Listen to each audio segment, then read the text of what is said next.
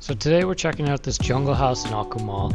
I like to do these real estate property tours just because I know a lot of viewers on my Instagram stuff and TikTok love seeing these kinds of properties. So checking out this one in the middle of the jungle is actually kind of cool. Think of it like a mini homestead on 2.5 acres in the jungle, or the Mexican jungle, and it's going to be really cool to check out. Basically, from Playa del Carmen, you take the highway and you just kind of go straight all the way to Akumal. It's maybe a 20-minute drive, but this place is 5 minutes from Venturas. The property itself has not been totally cultivated or culled, so there's still quite a lot of trees, and the owners actually put some paths in here for walking. But when you pull up, it's got a gate system. It's manual, but you have to physically open it yourself.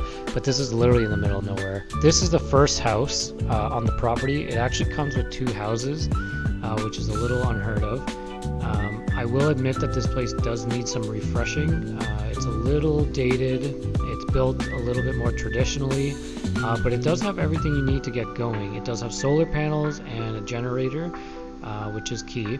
Each one of these houses on the property has 1 bathroom, 1 shower. Again, you can tell it's a little dated, kind of gross. It's been vacant for quite a while. The owners are Australian. I think they built this with the intent that their kids would come and visit them, but turns out that never really happened. So they kind of just, I don't know if they're still in Mexico or if they moved elsewhere, but so this has been vacant for a little while, and they're looking to sell it. So moving on to the second property, that's it right there. You can see it's built higher. It doesn't have as big of a footprint, but when you walk in, I actually prefer this layout. It's a little bit more cozy. You could probably rent this out as an Airbnb or use it for, your family or friends if they come and visit. This one, I think the kitchen's in a little better shape. It's a little newer, but it's got propane stovetop, and it does have a small fridge, and it's got a small sink. But it's beyond just the couch in the living room area. It's got this upstairs area where you'll find the bedrooms. I don't want to call it a loft, but it is a loft. You got 2 separate beds, great natural sunlight in here, and then you have a little tiny closet organizer right there, and then you do have the bathroom and the shower right here. Again, this one's going to need some TLC. It's kind of gross. That screen probably has to get repaired. But on the outside of the property, you got tons and tons of trees. Look at all this nature. Can't go wrong with it. So we're going to walk the backyard a little bit. You can see there's an air conditioner for the first house, which is nice. But backyard, they've done a good job with the walking path. It's a little overgrown, but it'll need some work.